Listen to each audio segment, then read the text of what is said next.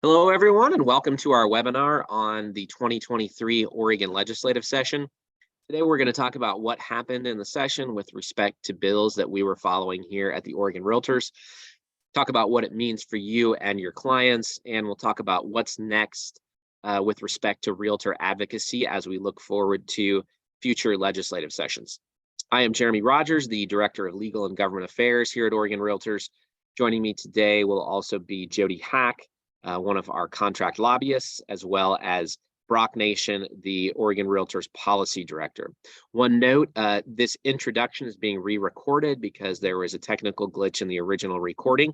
So I will just be talking over these slides for the first 5 or 6 slides. And then once we get into the actual bills, we'll pick back up with the original recording and you'll be able to see Jody, Brock, and myself in addition to the slides.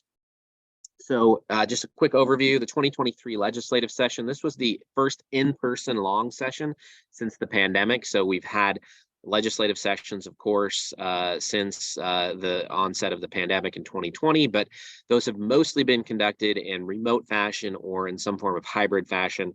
This year, it was really a fully in-person session, although fortunately, the legislature is still allowing remote testimony, which has really opened up the opportunity for folks who can't drive to Salem to be there in person to still testify. So that's been a good development that's came out of all of this. Hopefully that will continue, but for all intents and purposes, this was a in-person event. New governor, of course, Governor Tina Kotek took office in January, and many of the legislative leaders were either new or really presiding over their first full legislative session in their respective roles. The session did begin with bold commitments to address housing. That, of course, was a major issue in the campaigns last year and was a top priority of Governor Kotek and of legislative leaders. The session was sidetracked by some highly controversial issues that led to the longest walkout in Oregon history, when members of the Senate Republican caucus walked out to prevent a quorum, to prevent some of those controversial bills from moving forward.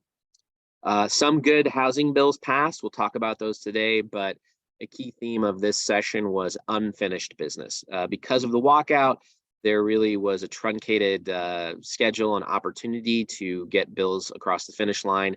And there were a lot of key housing issues that remain unaddressed that will be coming back in future legislative sessions. The breakdown politically of the legislature: in the Senate, 17 Democrats, 12 Republicans, 1 independent. In the House, 35 Democrats and 25 Republicans. Here is a slide showing you the leadership of Oregon. Of course, Governor Tina Kotek. And then at the legislative level, House Speaker Dan Rayfield, a Democrat from the Corvallis area, House Republican leader Vicki Breese Iverson, who is also a realtor and a member of the Oregon Realtors and has been a long time volunteer and leader within the Oregon Realtors. So very proud that we have one of our own as the House Republican leader. House Democratic leader Julie Fahey, Senate President Rob Wagner, Senate Republican leader Tim Knopp, and Senate Democratic leader Kate Lieber. Again, one of the kind of key features of this session was that many of these folks were either newly in their role or really presiding over their first full legislative session in that role. The exception being Senate Republican leader Tim Knopp has had many years of experience in a Senate leadership role.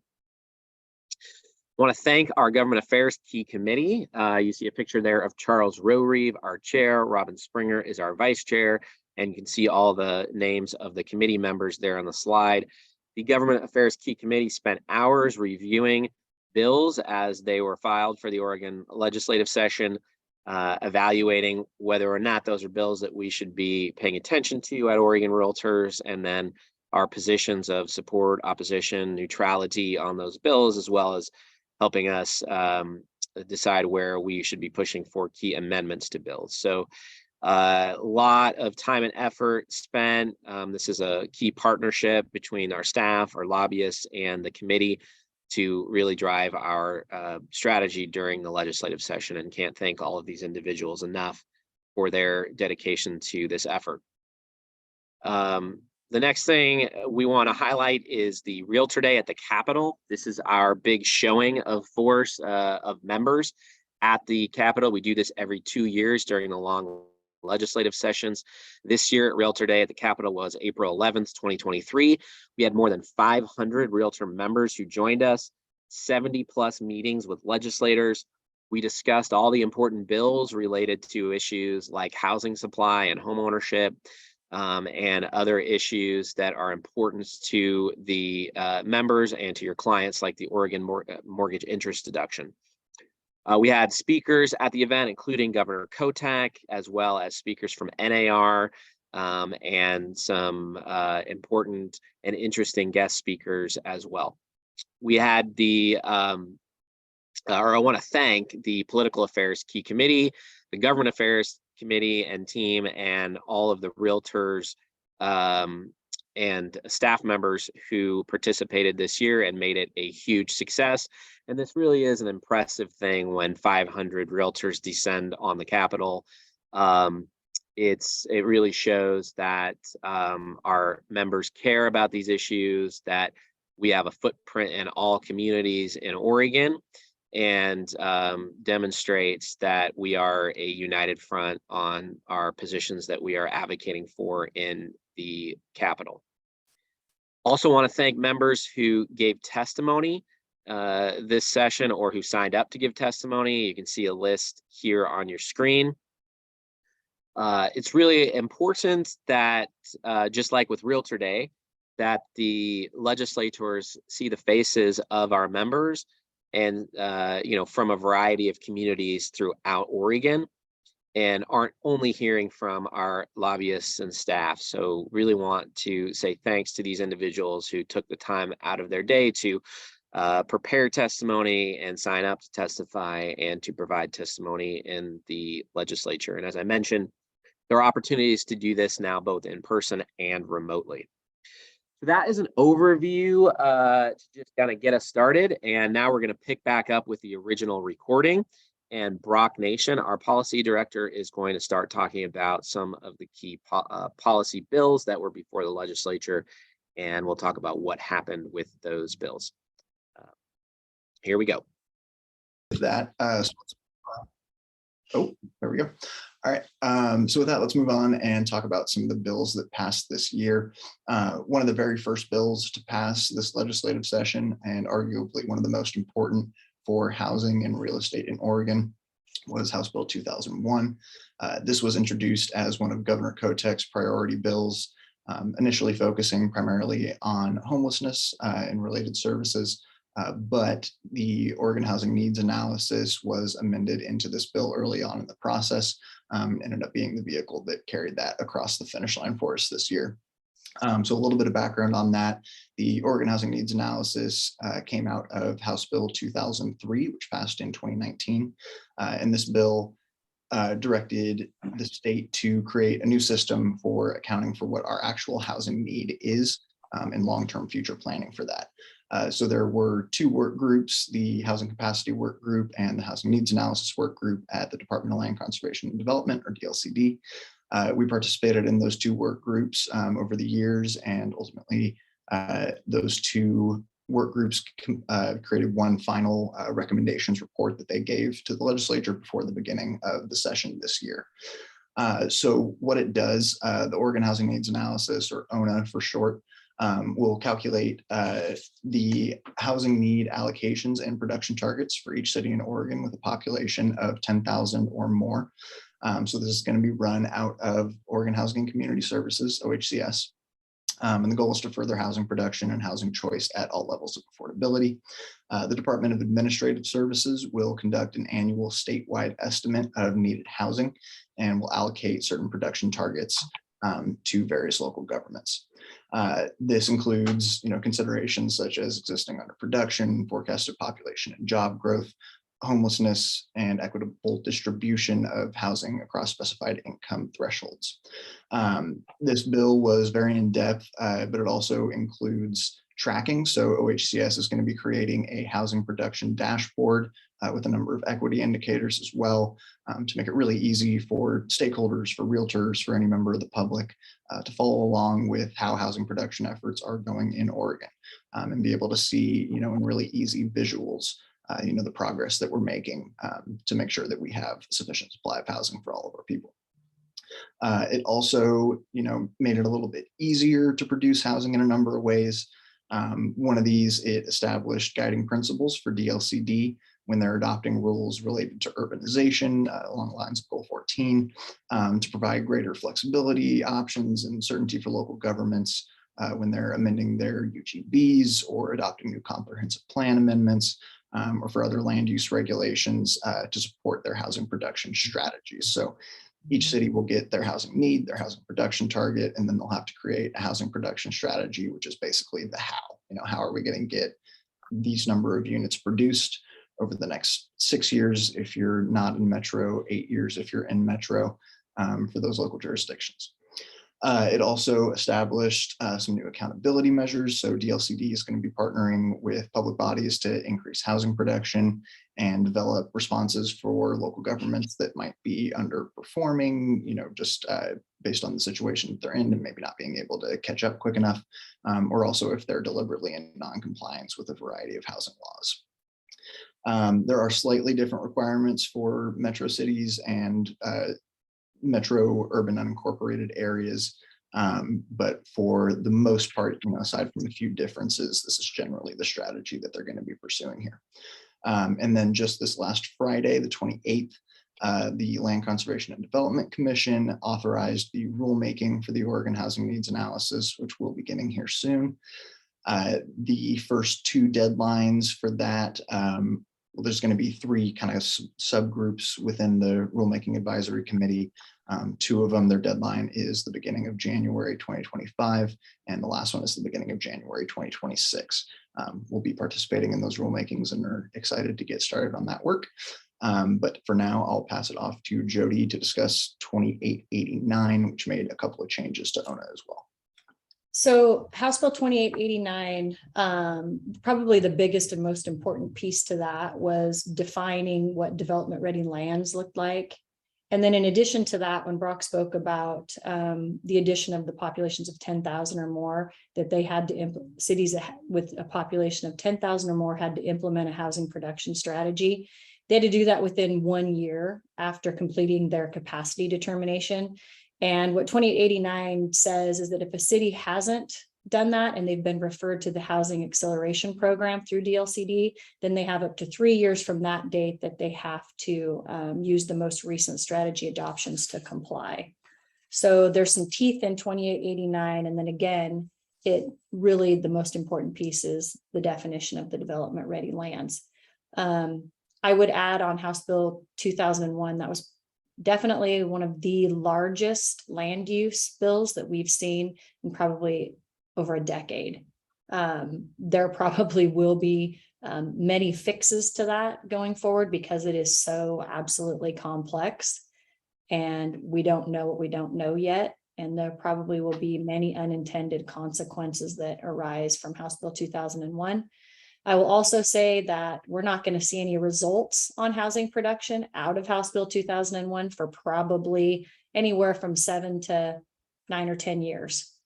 It's going to take a lot of time.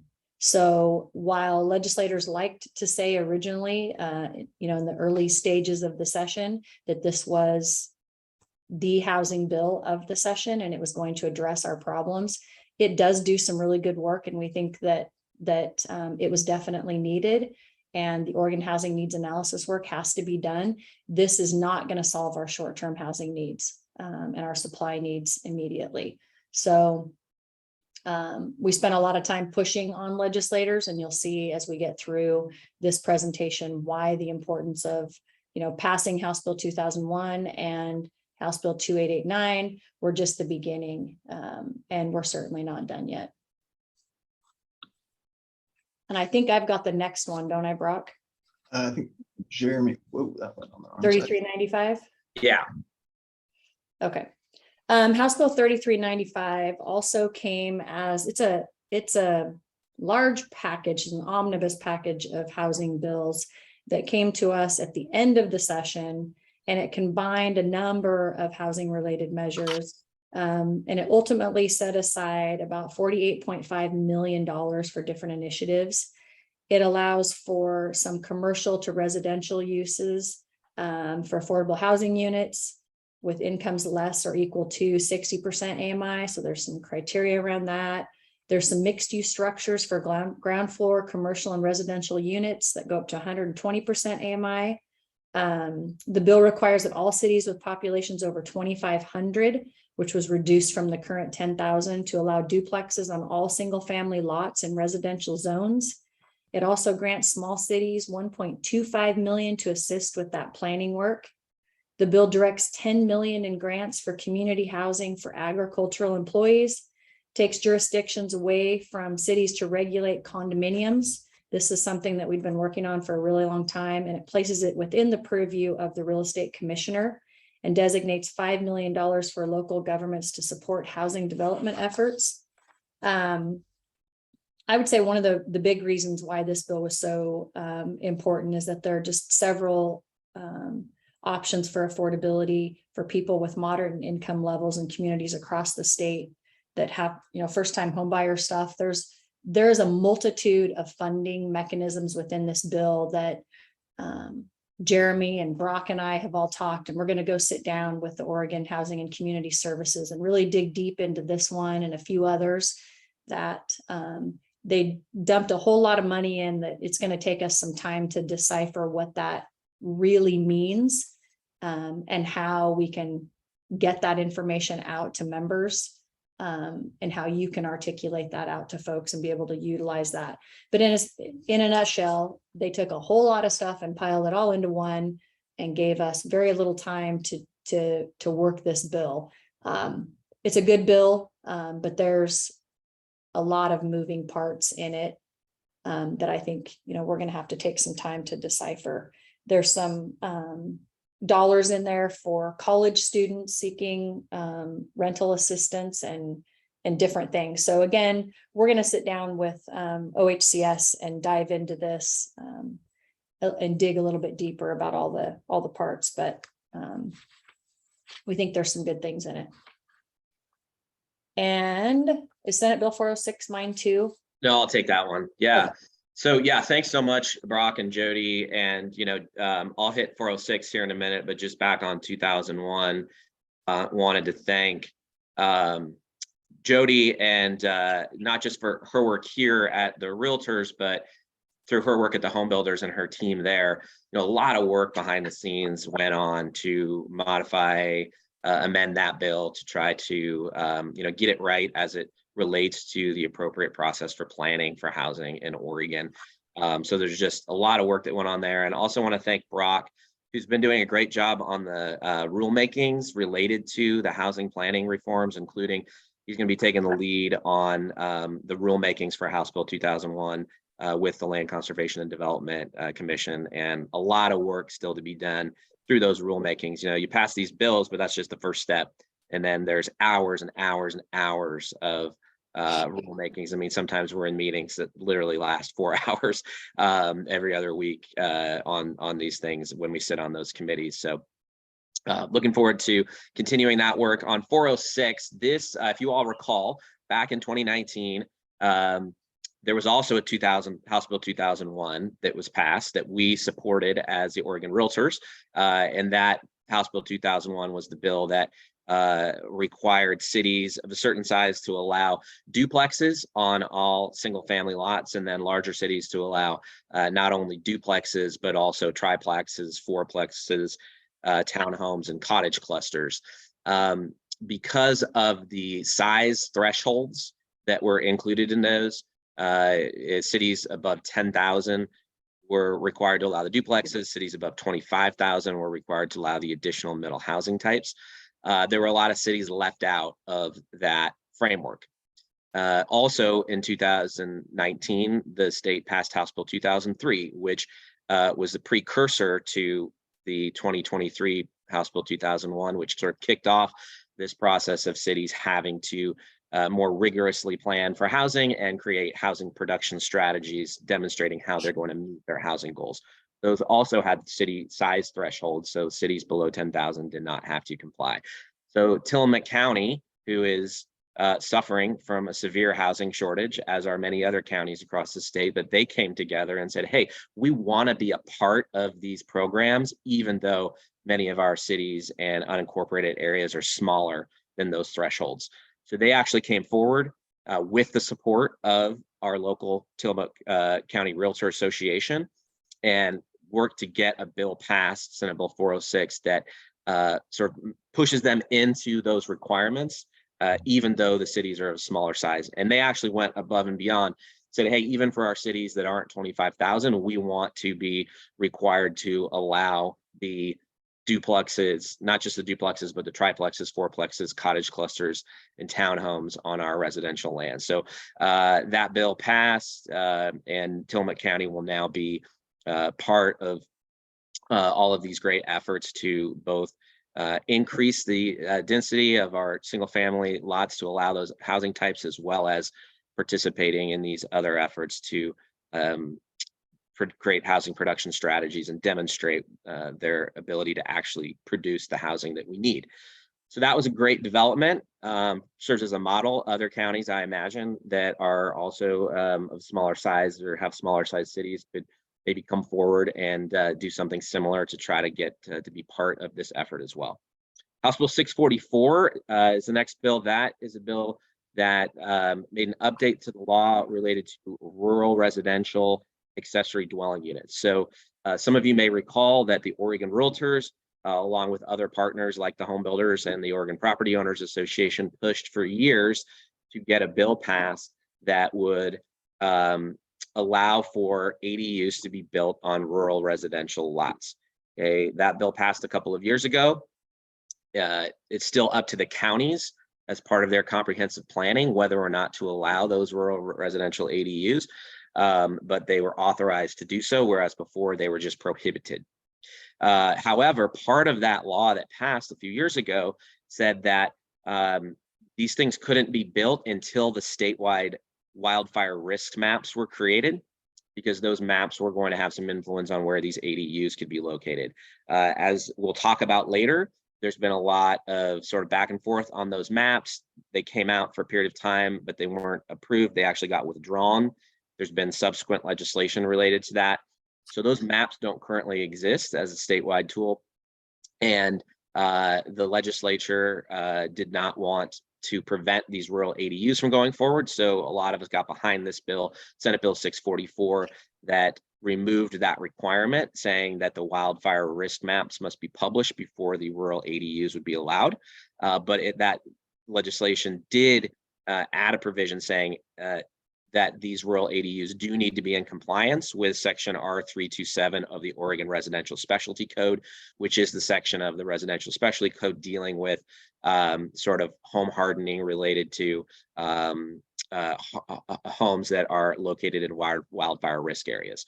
So no longer is the map going to be the key factor, relevant factor, but there still needs to be compliance with the Residential Specialty Code related to elements of protections from wildfire risk. In response to a couple questions we had in the chat and the Q&A, just to clear up any confusion, yes, there are two different House Bill 2001s. The one from 2019 is the one that authorized duplexes in single family zones. I don't remember specifically whether that is tied to covenants for the property or not, but I can look into that. But yes, these are two different bills. The bill numbers repeat every odd numbered year. So there was a 2001 in 2019 and 2021, and again in 2023 here. Yeah, and just on the covenants question, yeah, when 2001 passed back in 2019, it did not override any existing covenants. So there is existing covenants preventing the creation of a duplex or triplex or cottage cluster or otherwise. It did not override those. So those would still be in effect. No. They picked a really bad number to put on that one. They could have done any other number. All right, I'm up on this one. We could spend probably a half an hour on this, on House Bill 3414. I'm sure many of you saw this in the news, in the papers.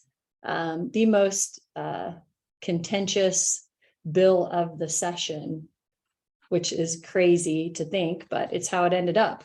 So ultimately, House Bill 3414 really sought to overcome many of the issues that realtors, builders, and developers face every day, including overly strict planning criteria, arbitrary appeals, and the lack of oversight and the strict planning pieces and the oversight at the state level. It would have created the Housing Accountability and Production Office and attempted to increase opportunities by which we all could obtain a variance. In addition, it would have allowed, the variance piece was one of the most controversial, variances and adjustments.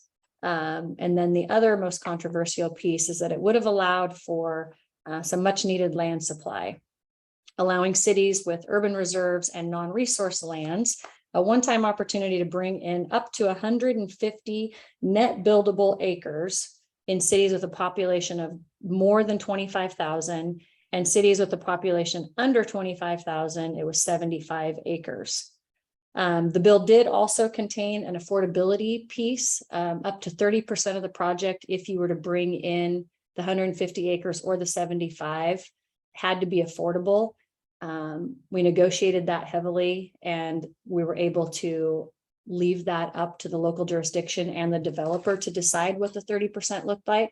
If it was going to be a rental property, it had to be 80% AMI or below.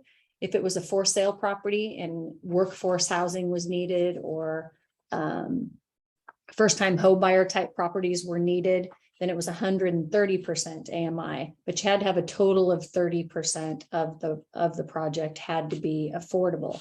So you could say all of it was needed in rental properties based on what the local jurisdiction and the developer agreed to, or you could say we're in a situation where we need workforce housing, so all of that's going to be workforce housing.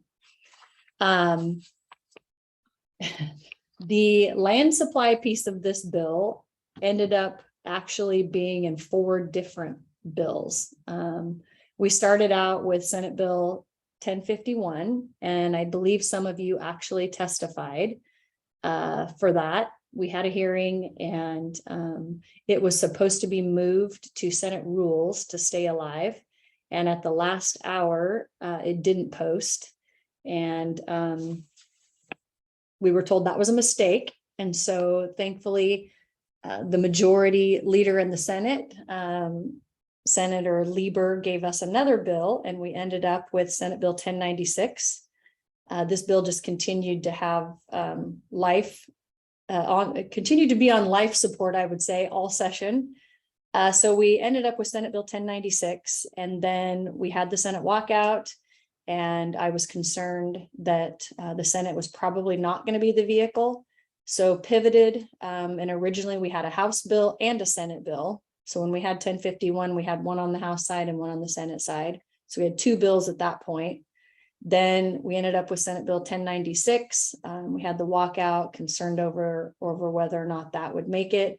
So ended up going back over to the House side and worked closely with Representative Helfrich, who is the Vice Chair of Housing on the House side, and Representative Emerson Levy, who is a representative out of the Bend area.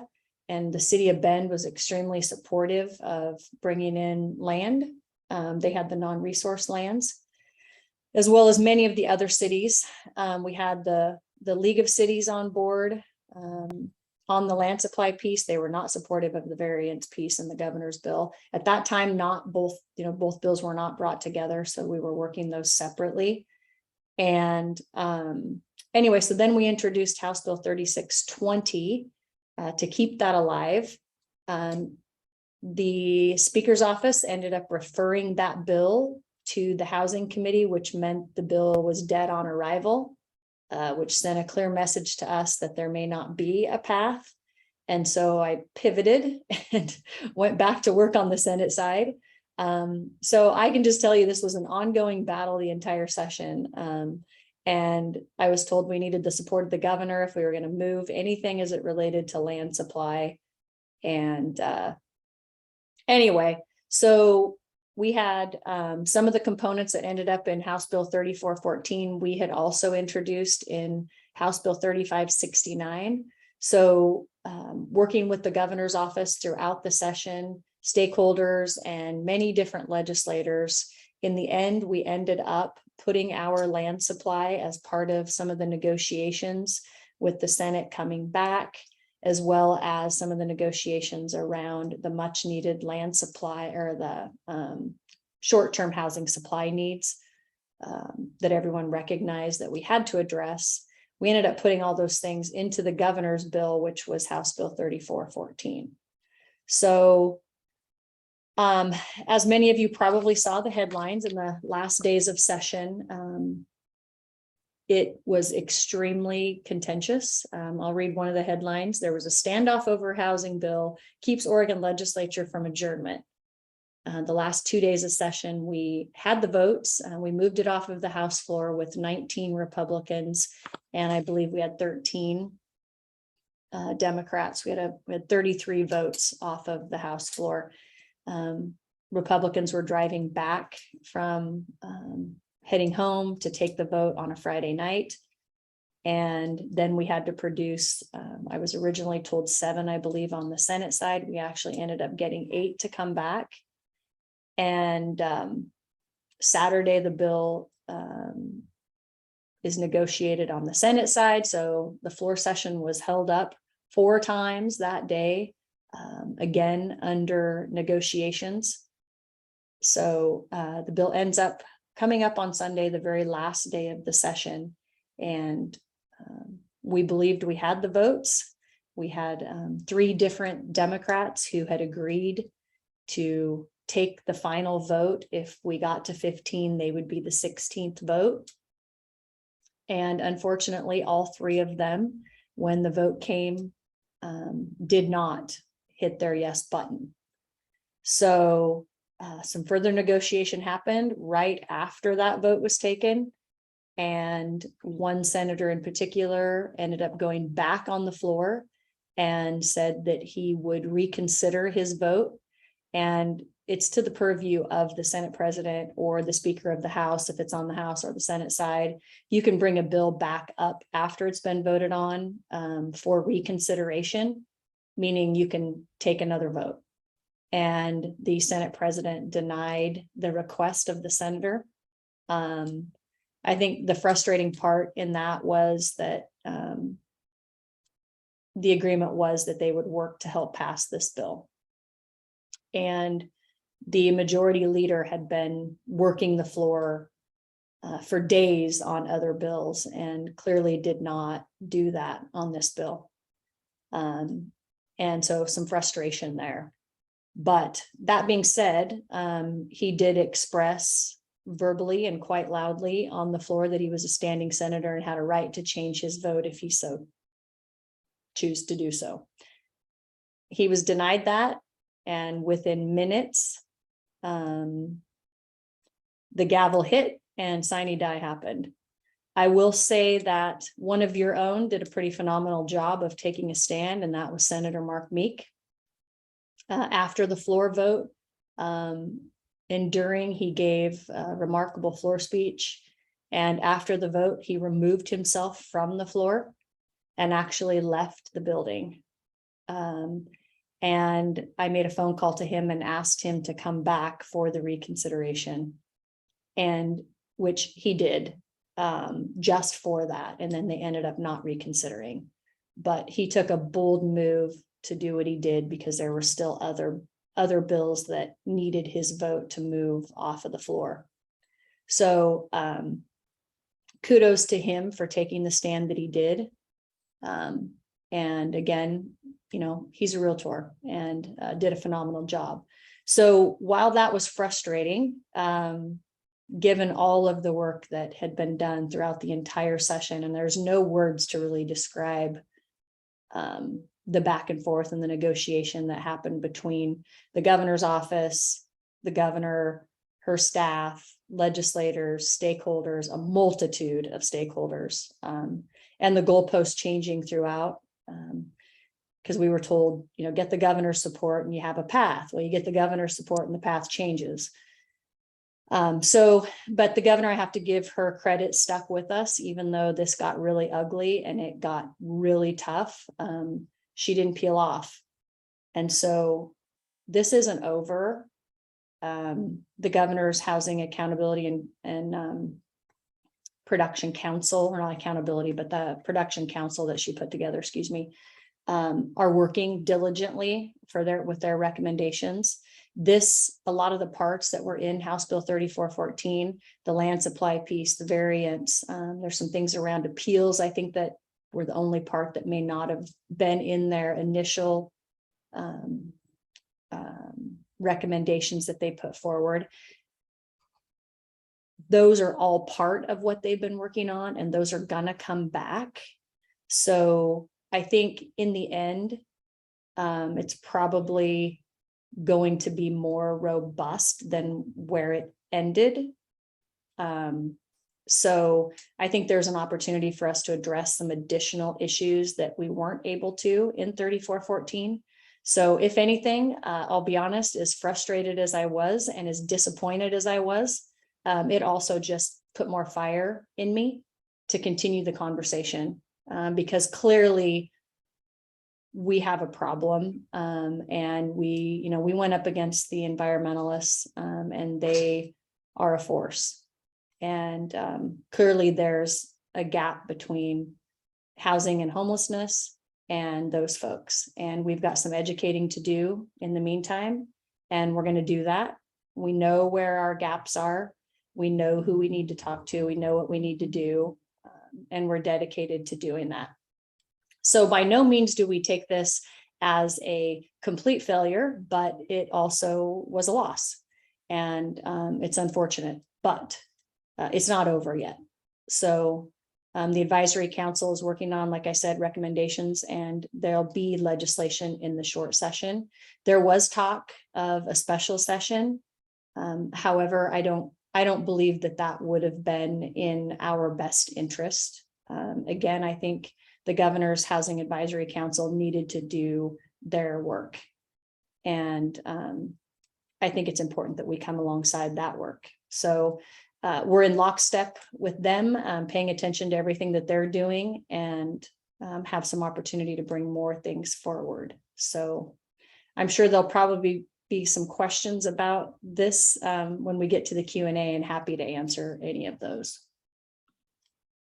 Great, thanks, Jody. And I know you're still going on this, but I just wanted to especially call out a thanks to Jody for her work on this. And as she described, this was a really high stakes negotiation that took place over a lengthy period of time, a lot of evenings, a lot of weekends, a lot of last minute changes to be on top of, and you just have to be sharp all the time to be able to do that well. And Jody did that extremely well. And we didn't get it over the finish line, but the groundwork is set.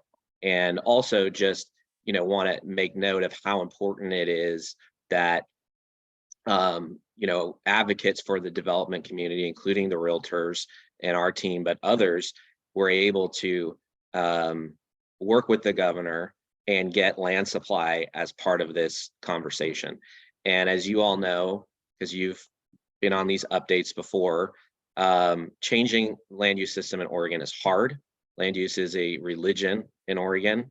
The opponents to even minor changes are so severe in their attempts to stop any changes that this groundwork and setting the table that's been done is a really significant accomplishment in itself. And we're all committed now to working on your behalf to get this thing passed in the short session. Agreed. And I would be remiss if I didn't say, Jeremy, you're right. It was we had Oregon property owners, we had some affordable housing folks, we had the realtors, the home builders.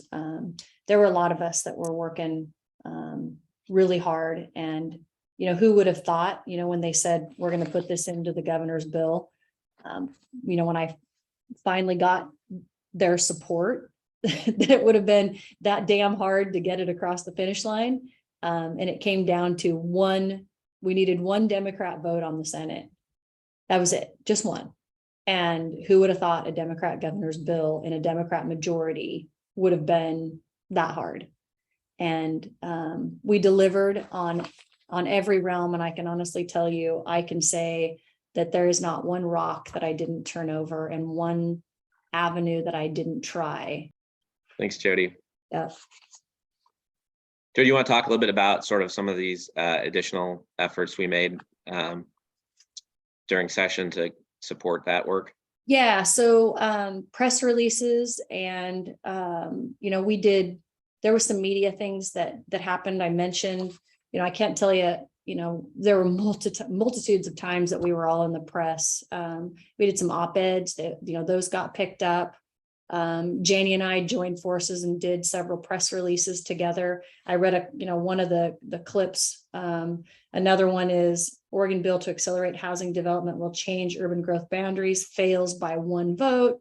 Democrat lawmakers kill Governor Kotek's plan to change land use rules for new housing construction. Controversial housing bill. Fails the legislature. It was everywhere. So, good press or bad press, everybody's talking about the fact that we need land supply and we're not going to get affordable housing without it. So regardless of however we've elevated this, the conversation is continuing to happen. We're not going away. And so we just wanted to highlight the fact that, we've got a communications plan we're working on. We're going to continue that work. We're joining forces with other groups, not just the realtors and the home builders, but we've got the developers and we're pulling in others to do a concerted effort. And we're going to continue to work through that. One of the other things that we're going to do is get a charter bus, and we're going to invite legislators to tour some areas of the state where we can actually show them some pieces of land that we're talking about actually developing that would fall within this criteria. We're going to talk to them while we have them about some of the variances and the adjustments and how this would actually increase production. We're going to have some conversations with them about the need to actually let us build on the infill and the obstruction that we find there. There's some wetland issues that could be addressed. That would be some low-hanging fruit on some land that is within the infill that we could be building on that we can't. So a lot of things are going to happen between now and the short session, but just wanted to let you know that it's a concerted effort, and we've got some good things happening. Great. Thanks, Jody. Yep. And I saw a question in there about how is affordable defined in 3414, and I don't have it in front of me, but if I recall, this was really targeted around both affordable and workforce housing. Mm-hmm. And I think it was up to 130% of area family income for homes that would be for purchase. Yep. And then I think 80% of the area family income for rental product, I think. That's correct. Yeah. Yep. Great. Thanks.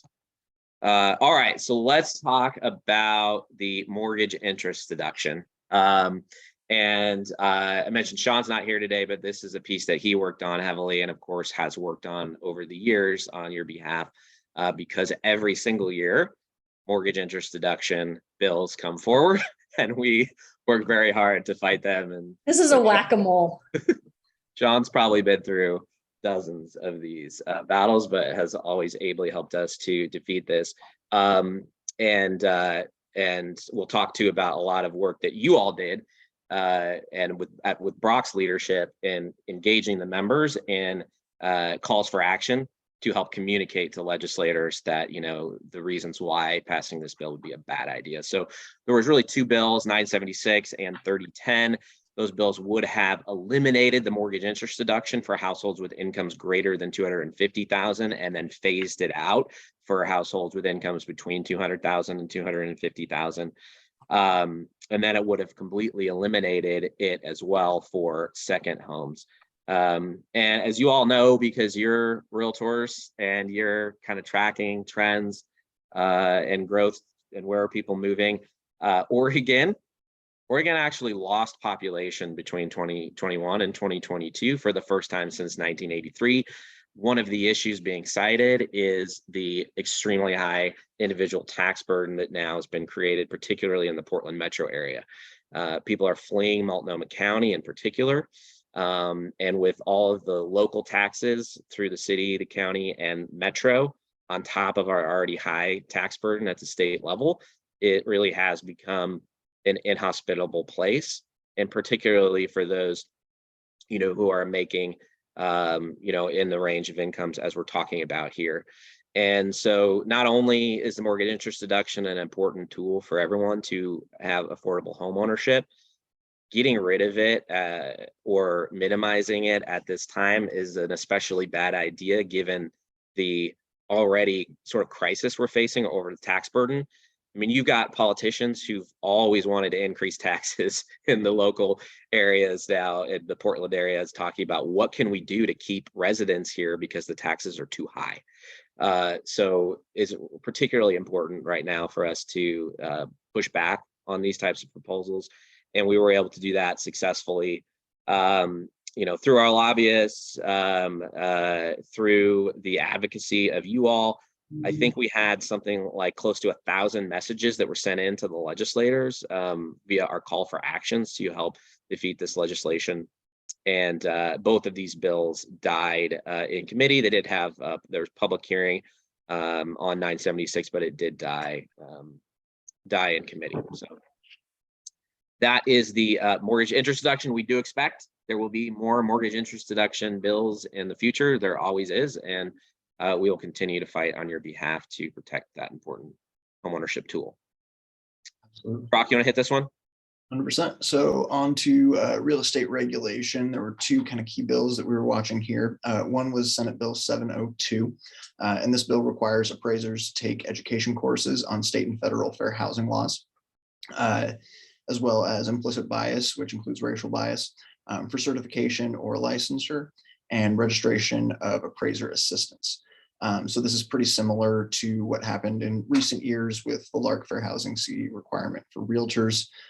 The Appraisers Association was on board with this bill. We were just excited to see this pass as another way to ensure fair housing in Oregon.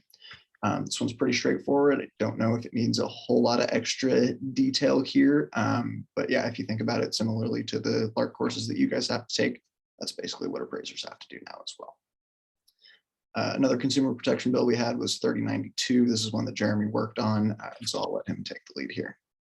Great, thanks, Brock. And yeah, I just want to highlight the importance of that 702. I mean, we've seen these national studies come out showing that, people's homes are valued differently, based upon the pictures of who's on the wall, who lives in that home, and other terrible things like that. And so I think it's really important for Oregon to take leadership, and I'm really also proud that our association is pushing on those things and trying to make a difference there. So really glad to see that bill passed. 3092, this is one I worked on quite a bit, including in the drafting of this legislation. So this one actually came first out of our business issues committee. So last year, and I want to throw a shout out to Linnea Miller from Central Oregon, who was chair of our business issues committee last year when we developed this proposal. We formed a work group last year in the business issues committee on the issue of residential property wholesaling, because that issue continued to come up at our principal broker forums, and folks wanted to have sort of some semblance of regulation related to real property wholesaling, because at the time there really wasn't any. And oftentimes complaints would be made to the real estate agency about activity of real estate wholesalers, and they would, the agency would basically say, we can't do anything about it, we don't regulate this. So we pulled a task force together. We came up with a concept based on looking at a variety of other states that have recently passed legislation to regulate real property wholesaling. Many of those were, the Realtor Association in those states were actively involved. So we came up with a concept. We got it into bill form. I want to thank Representative Vicki Breeze Iverson, who's also one of our members, who was the chief sponsor of that bill. And what it would have done is define residential property wholesaling, and then require people who engage in residential property wholesaling to register with the Oregon Real Estate Agency, so that the agency knows who they are and is in a position to discipline them if they are not following the appropriate laws and rules. Required disclosures to be made of wholesalers to sellers to end buyers and to all real estate agents who are involved in a transaction. Then it would have also given sellers a 3-day right of rescission after entering into a contract with a residential property wholesaler to back out of that contract should they decide to do so after considering those disclosures. And then if no disclosures were delivered, a seller could back out at any time. If a deal fell apart because of a wholesaler's dishonesty or failure to disclose, the wholesaler would be on the hook for all damages caused to either the seller or the end buyer and all associated legal fees as well. So we thought we took kind of the best of what we learned from other states and putting this together, not trying to create an entire ban on residential property wholesaling, but create a regulatory framework by which we can ensure that consumers are not getting bilked and that wholesalers are identifying themselves with the real estate agency and subjecting themselves to basic requirements and the ability to be disciplined and have their registration revoked should they not be forthcoming with disclosures or otherwise engage in dishonest behavior. So this bill, the hearing, there was no objection to the bill at the hearing. It passed out of committee unanimously. It went to the Ways and Means Committee because there would be some small fiscal note attached with it just because the real estate agency would have to implement it and pass some rules related to it. So just a very small fiscal impact. And as with many bills that were sitting in Ways and Means, the walkout lasted. It was the longest walkout in Oregon history. Very truncated session, a lot of stuff to get done when folks came back, and session ended and it was still sitting in Ways and Means. But we're committed to bringing it back. As I mentioned, we don't think it's controversial. We think the votes are there to pass it. We just need to bring it back and try to get that done, and we intend to do that in the short session in 2024. All right, so on to some landlord tenant bills. So Senate Bill 611, I'm sure many of you know recently, Oregon was, I believe, the first state to adopt a statewide rent control policy. After the pandemic with really high inflation rates, there was concern that residential rents could be going up as much as 14%. And based on that concern, they introduced Senate Bill 611 this year. So what this bill did is it changed the maximum residential rent increase formula from 7% plus the change in the consumer price index, which is basically inflation, to the lesser of either 10% or 7% plus that CPI. So in 2019, this came through in Senate Bill 608, which is what established that initial formula at 7% plus CPI. But the bill as it was introduced would have limited the increases even further. But our lobbyists were able to secure a more realistic reduction here.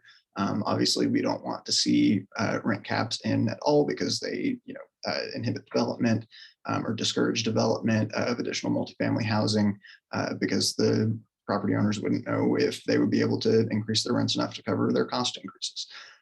So while we, again, don't like the rent cap here, we were glad to see that a more realistic formula for determining that increase was reached with a lot of help from Sean and Jody. Did you want me to give a little political perspective on that one? Yeah. I'll answer the question too around trees and the land supply piece in 3414 that's in the Q&A. There was a provision allowing for variances with trees that was removed to address the concerns about trees with the environmental groups. So the tree provisions were all taken out, and most cities have provisions around trees. A good example of that is City of Salem. Just had a conversation about that yesterday. If you're going to develop a property, my understanding is that you can only take down 15% of those trees per year because of those issues, to try to address that so that we're not taking down trees. Some cities do a pay to, basically you have to a pay in lieu of, so you have to pay a large amount of money if you're going to take any trees out. Some cities have a moratorium on taking trees out, so you can't take them out anyway. So I think the tree issue is very controversial, and we definitely did our best to try to address that by not allowing for the variances with the trees. Okay, on the 6/11, I know we got to hustle because I think we're going to run out of time, but on 6/11, part of what happened with that too, Senator Gorsuch was out and they did not have the votes to pass that initially. So we were hoping that that bill was not going to happen, but Senator Gorsuch came back. He was out with open heart surgery. And then there honestly was just no political way of stopping that. So that's when negotiations started. And thanks to Senator Meek for his work on that. You know, it was going to come back probably in a worse form than where it ended up. So politically, where it landed was probably as good as it was possibly going to get.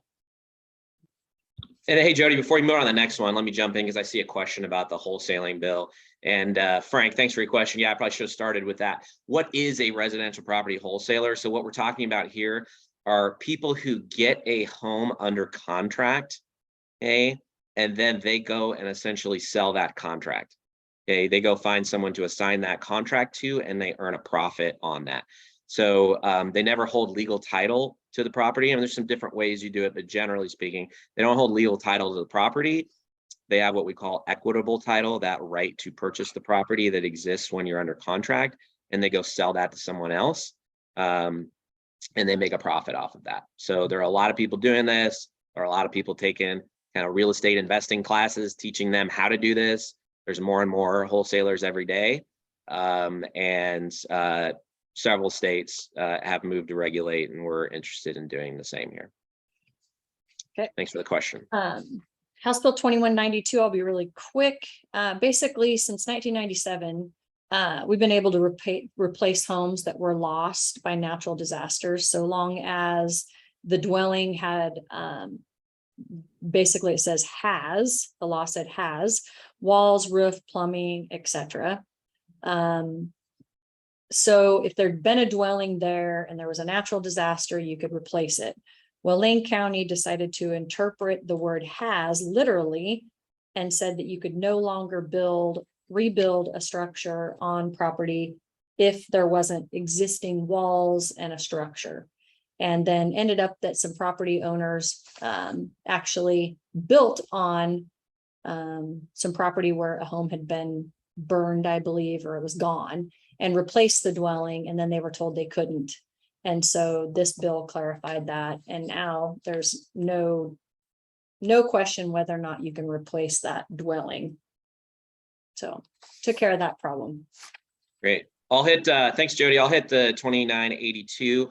This was a bill that will allow a person with personal property insurance who suffers a total loss associated with a governor declared disaster to receive 70% of the insurance payout without needing to inventory their losses. So you all know typically the way this works with insurance, if you want something to get paid for by insurance, you have to be able to inventory that you had that thing and provide that to the insurance company. However, in these total loss situations, there's often people who just don't have that inventory or aren't really able to put it together, or may have otherwise just neglected to have that. And we don't want to see those people not being able to recover their personal property from their insurance proceeds. And so here, this bill would allow, if you don't have the inventory, you can get 70%, at least 70% payout. But you also, if you do have your inventory, you can get full payout. If you start with the 70%, but then you are able to provide an inventory, you can still get that full payout. So it doesn't foreclose someone from later coming back with more detail. It also, in addition to the inventory issue, it requires insurers to pay for any covered costs associated with removing debris from that disaster, not later than 60 days after receiving documentation of the cost of the removal of that debris, including things like trees, shrubs. Oh, and then also, requires the insurance company within 60 days after receiving documentation of the cost of dealing with lost landscaping, including trees, shrubs, etc., to pay those out actually within 30 days of receiving documentation of the loss related to the landscaping issues. So that is that bill. The next one is Senate Bill 82. This prohibits insurers from using the statewide wildfire risk map to essentially rate consumers and make decisions about whether to issue them an insurance policy, the amount they charge for that insurance policy, or to revoke that insurance policy. What it does not do is prevent insurers from rating based on wildfire risk. So I know that's a distinction that's created some questions that we're getting a lot. So let me put it this way. The state is creating a wildfire risk map. The purpose of that state created map is not to provide ammunition for insurance companies to set their rating policies for consumers. It's for other purposes, including just to help people understand that they may be near a wildfire area and help them to address other home hardening and or land use related regulations that may in the future come into place related to that wildfire risk. But it was not intended to be a tool for the insurance companies to use. So what this law does is make it very clear insurance companies cannot use the map for their underwriting purposes. Now, they can use other sources of information about wildfire risk, but under this bill, if they are going to rate you based on that wildfire risk or not issue a policy or revoke a policy, they do have to explain to you how they came to the conclusion of the developing that wildfire risk assessment. Okay, and they have to provide the consumer with information about things the consumer could do to reduce their risk so that they could continue to have an insurance policy or reduce the rate of that insurance policy. So there will still be insurance companies who are communicating with consumers and rating them based on wildfire risk, but it cannot be from the map. So if you all are out there and you're seeing those letters that are coming to some of your clients and it's saying that it's based on the map, let us know, because that means that insurance company is in violation of the law. The only thing it doesn't preclude, which is a bummer, and they're finding in other states that have passed this, is that insurance companies can just pull out of a state.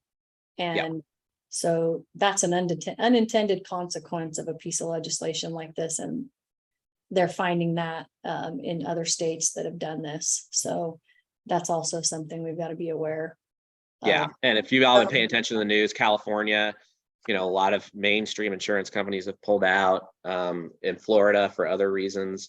And it is also, though, some people ask, well, why didn't you push for the insurance companies to not be able to rate based on wildfire risk, period? Well, that would have been a surefire way to get the insurance companies to pull out of the state. So kind of the compromise here was focusing just on these maps because that's not their intended purpose. All right, and from fire to water, we got a couple of good bills here. Two wins we had this year: House Bill 3164 and Senate Bill 718. So House Bill 3164 permanently allowed the split use of water rights as long as those rights aren't being used concurrently, and that they're properly reported to the Water Resources Department. It also removed the 10-year cap on splits to use on water right splits.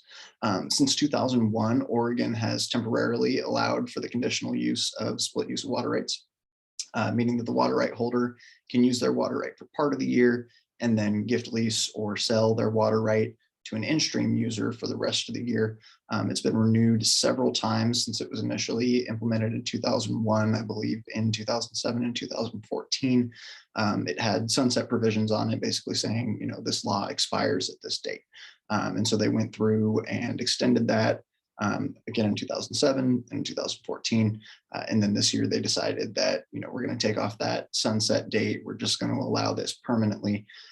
Previously, you could also only use a split use water right for 10 years. They decided to remove that cap as well. A good way to maintain sustainable water use while still allowing property owners to have best use over their water right. Relatedly, Senate Bill 718 established that drought years do not count towards the 5-year forfeiture period for water right holders in a county where a drought year is declared. So a key term here, a drought year, is a year in which a drought is declared to exist or is likely to exist in a county or a number of counties by the governor.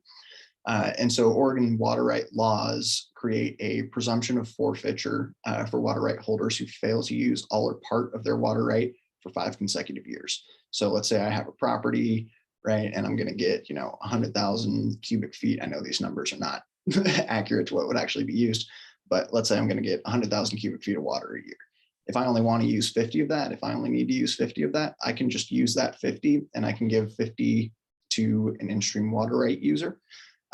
If I had not used all of the water, so let's say that I have 100 cubic feet and I only use 75 because there's a lack of water, what would happen is that if that happened for 5 years, there would be a presumption of forfeiture of my water right. And that is challengeable, but that would exist. So now if there is a drought and I'm not able to use all of my water right, and the governor declares that there is or is likely to be a drought in my county, now those years do not count towards that 5 consecutive year forfeiture period. And on the economic development, Jeremy. Great. Yeah, I'll take this one. So we're talking about Senate Bill 4 here, but really there was a combination of bills and funding bills that were aimed at boosting the semiconductor manufacturing industry in Oregon after the federal government last year passed the CHIPS Act, which was a major, hundreds of billions of dollars investment into semiconductor manufacturing in America, trying to boost that, to reduce the amount of offshoring to China and other places and help the US's long-term economic competitiveness. Oregon wanted to get on that train, make sure that we weren't missing out on the opportunity to get some of those federal funds.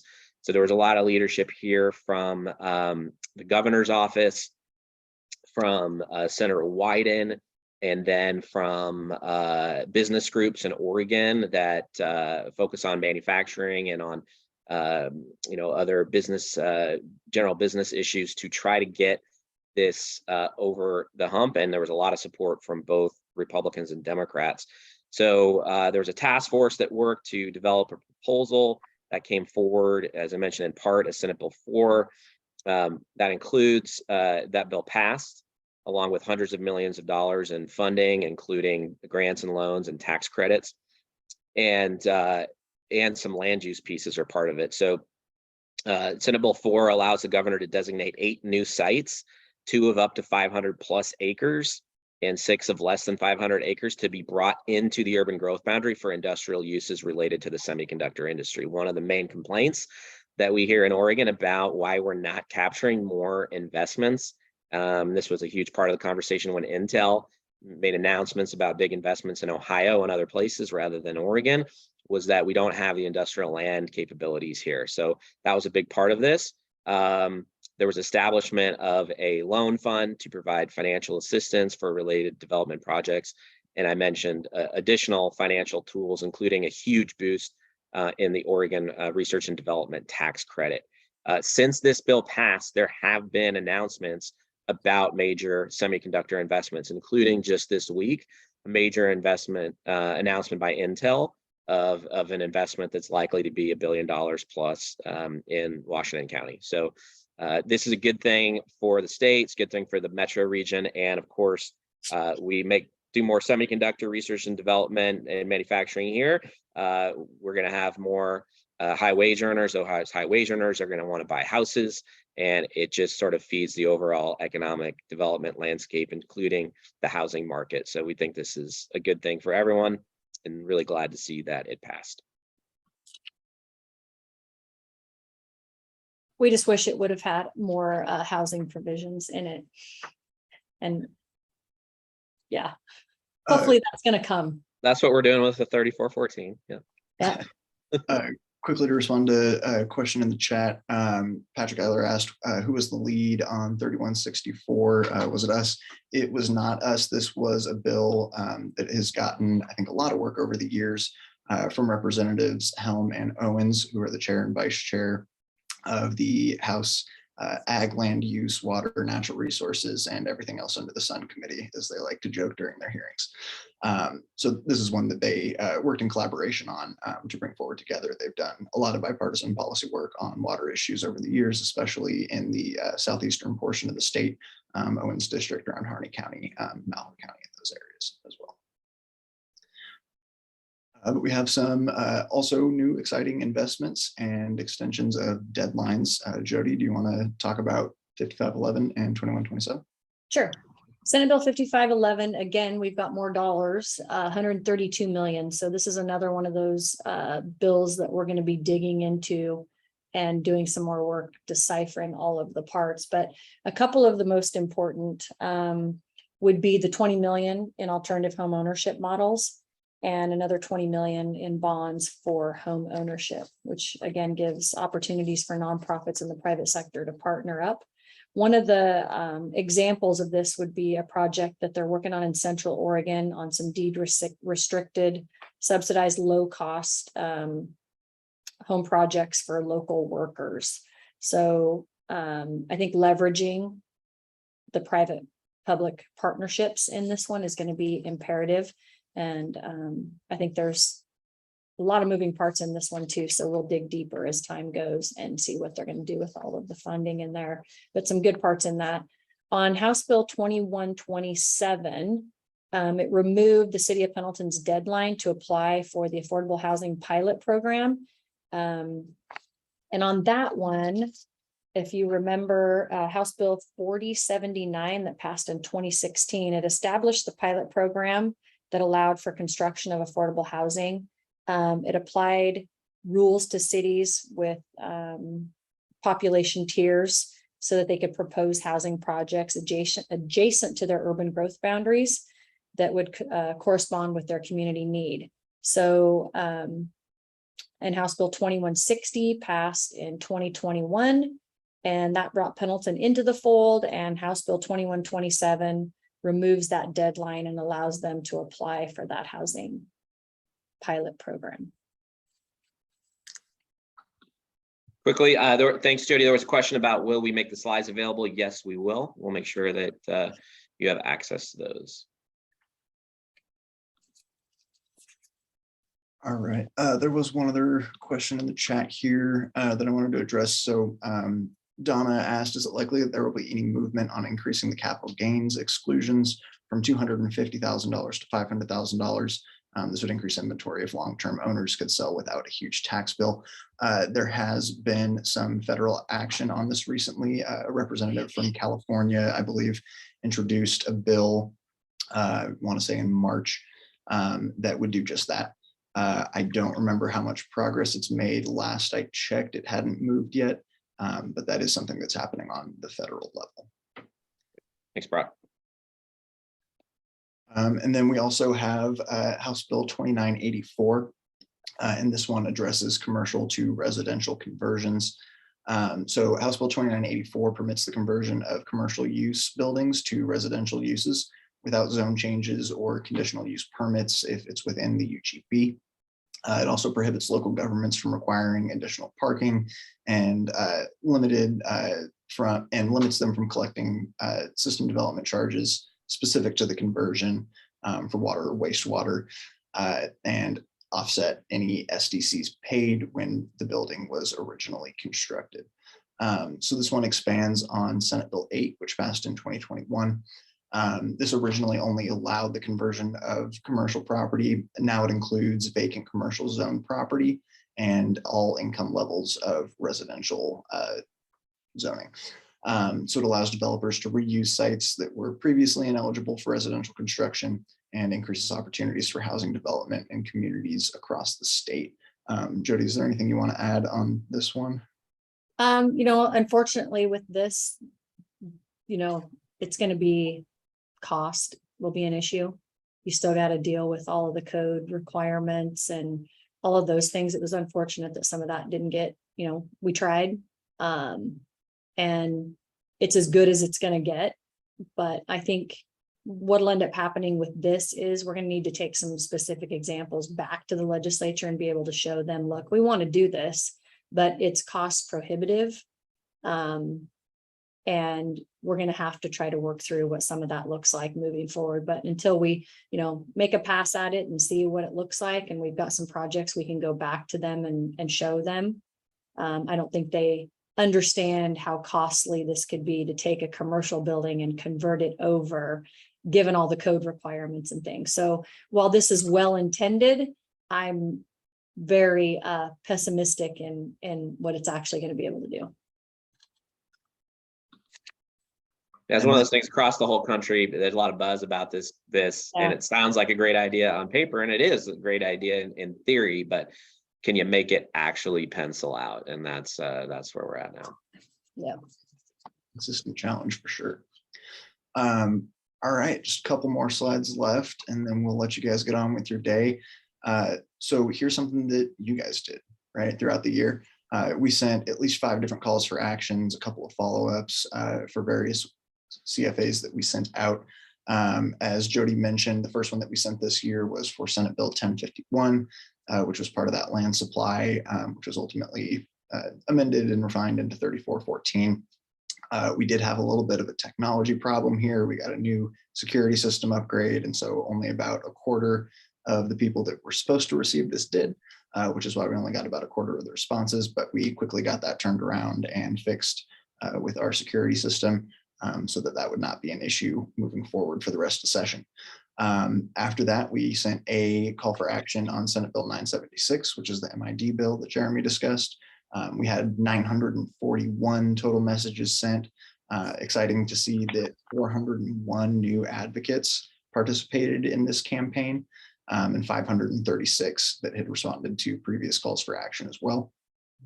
Also, Senate Bill 1096, again, tied in with that 3414 piece that Jody was talking about. We had 971 messages sent for this campaign, 83 new advocates, and 497 returning advocates. We sent 2 calls for action for 3414 right towards the close of session. Our first one was to support the -17 amendments, which would have included the land supply piece. We had 652 messages sent here, almost 100 new advocates there. And then about a week later, we sent another call for action for 3414 with the -23 amendments, which was a little bit of a refinement of the -17s. That one we had 512 responses with 512 messages sent, 21 new advocates participating in that campaign. So thank you to all of you who responded to those calls for action. If you are not registered to receive our calls for action, you can go onto our website on the advocacy page and you can sign up on our action alerts page there. All you have to do is put in your name, your email, your address, and then you'll be able to receive these updates from us. So if you haven't done that already, or if you're not receiving these emails, if you didn't get any of these, please go on and sign up for those so that you can make your voice heard to members of the legislature, as well as to state agencies. You know, we sent calls for action on the climate friendly and equitable communities rulemaking, for example, as well. So really great way and really easy way to get involved. We typically do those with 1 or 2 clicks, so we try to make it as efficient for you guys as possible to respond to these calls. And so what's next? Jeremy and Jody, you guys want to take this one?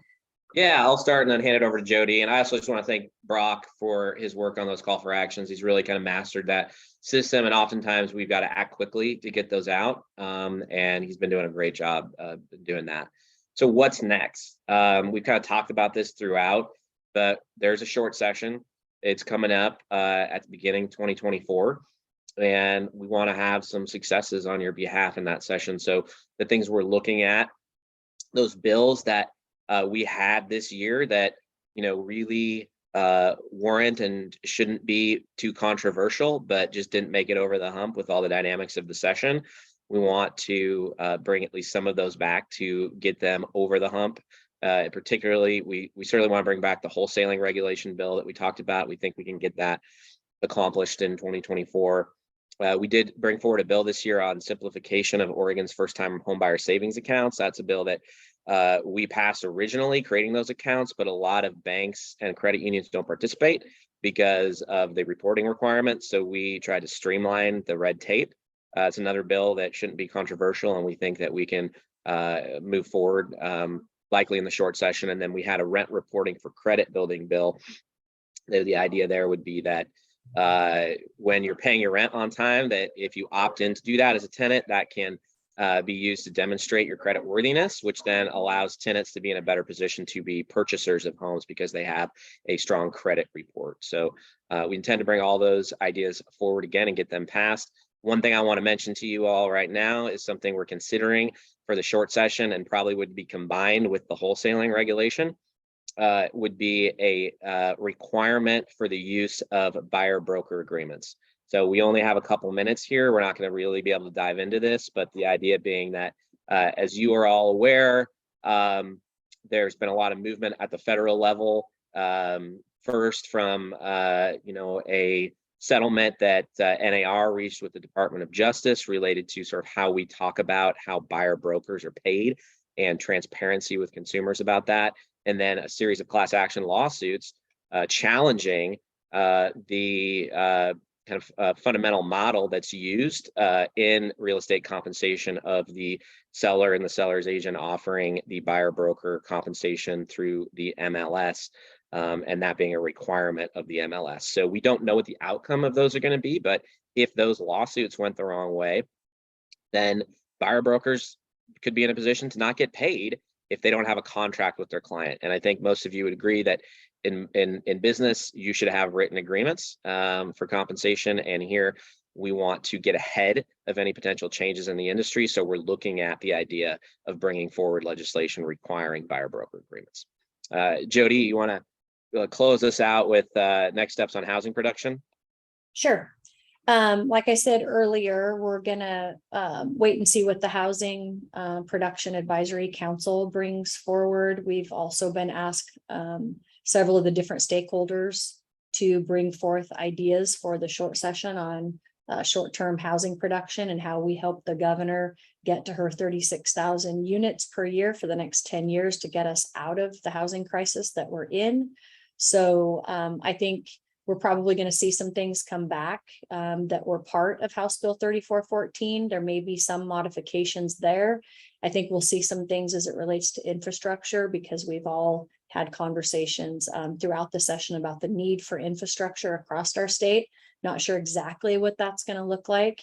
Again, I think it's important that we work alongside our partners, whether that's our environmental groups, our affordable housing folks, the developers, the builders, the realtors, everybody coming together, the cities, local jurisdictions, to put our heads together to come up with some real solutions. And I think that's exactly what we're all trying to do. And with the legislature, we're looking at ways to increase, like I said earlier, what we have now in the infill and what's within the urban growth boundary. So we're looking at some ways to address some of our issues around wetlands now that we've got that Supreme Court ruling and we can do some things within the state. So I think you're going to see a multitude of things come forward, and we'll make sure that we're at the table representing and looking at all different avenues. So I'm looking forward to that. I'm excited to continue that work. And again, I want to thank Representative Helfrich. He's the vice chair of housing, and Senator Anderson, who's the vice chair of housing on the Senate side, Senator Jama, who is the chair of housing on the Senate side, Representative Dexter, who's the chair of housing on the House side, and just so many others who stepped up to help us out. And Vicki Breeze Iverson was phenomenal. Senator Meek, Senator Knope. I mean, the list goes on, and just a lot of folks that are going to be at that table working hard on your behalf. And I think we're going to come up with some really good things, because we all recognize that housing is the number one priority in our state right now, housing and homelessness. So we've got our work cut out for us, but super excited about it. Great. Thanks, Jody. Well, look at that. Round of applause for the clock. 11:30, perfect timing. So we do not want to hold you any longer than we have to. We hope this was helpful for you. We will continue to do these types of things to inform you about what's going on in the Capitol. I want to thank all of you who engaged this year and who participated in those calls for action or showed up to testify.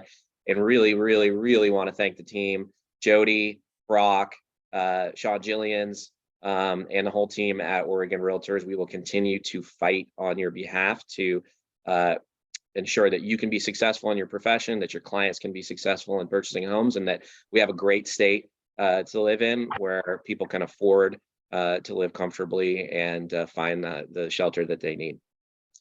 So thanks, everybody. We will see you next time. Thanks, everyone.